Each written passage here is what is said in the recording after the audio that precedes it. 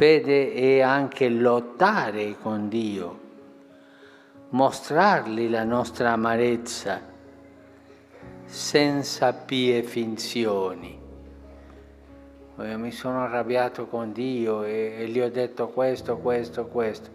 Ma Lui è Padre, Lui ti ha capito, vai in pace. Avere questo coraggio.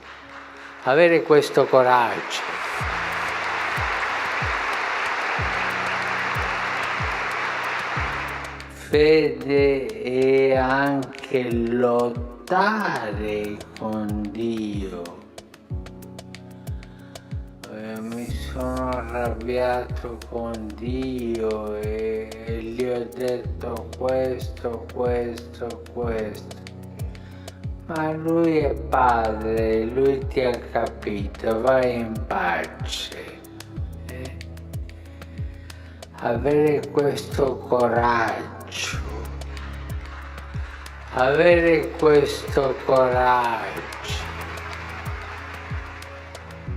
Hey everybody, this is Mike with On Point Preparedness. Of all the crazy things Pope Francis has said, this has got to be among the top 3 that I've seen. And with all the symbolism and things Pope Francis has said over the past couple of years, that is saying a lot. While referencing the story of Abraham awaiting God to fulfill his promise of his wife Sarah conceiving a child, Pope Francis has essentially told his audience that it is okay to get bitterly angry and fight with God, so long as you do not engage with false devotions to other gods. In fact, you should be brave and pursue this fighting and anger with God. He likens this to a father hearing his child's anger and complaints over and over. Yet to the child, rest assured, your father will still love you. Now, of course, God has the grace and mercy to love all of his children and forgive all sin.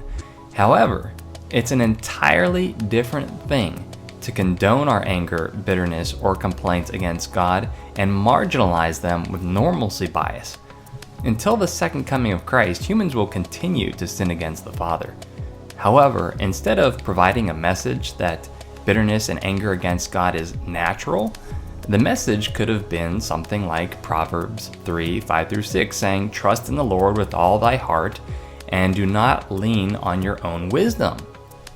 Now, even more shocking is the audience's thunderous applause, since they are being comforted that these normal interactions with God are appropriate by Pope Francis's standards.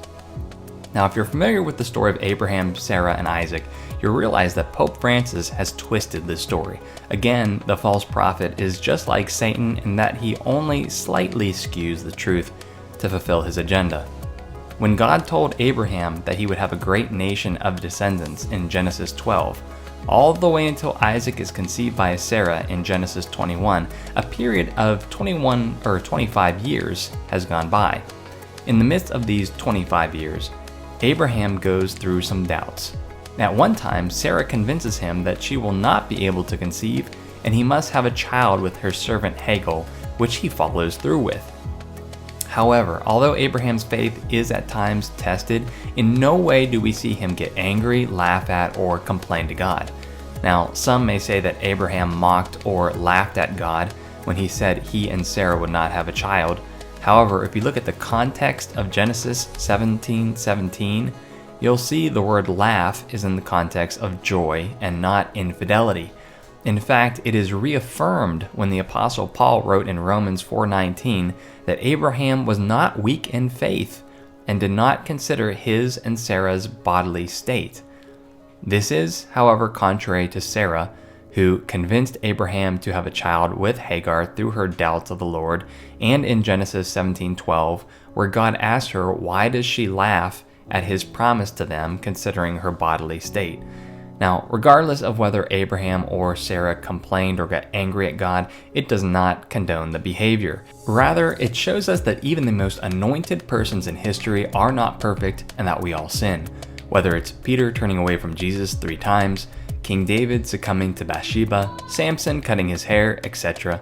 These are all lessons that we need to continually battle the flesh and look to Christ as our Savior. Now, going back to what Pope Francis said, this is just more affirmations of who he is, a false prophet, and where he is leading us. The symbolism that I have shown you guys in the past, the things that Pope Francis has said in the past, the prophetic chapters of the Bible that have been fulfilled in our lifetimes are all indications of how we are the terminal generation. And everyone listening to this video will endure or see the tribulation or the end times. So do get prepared physically, mentally, and definitely spiritually. And until the next video, this is Mike with On Point Preparedness. See you guys later.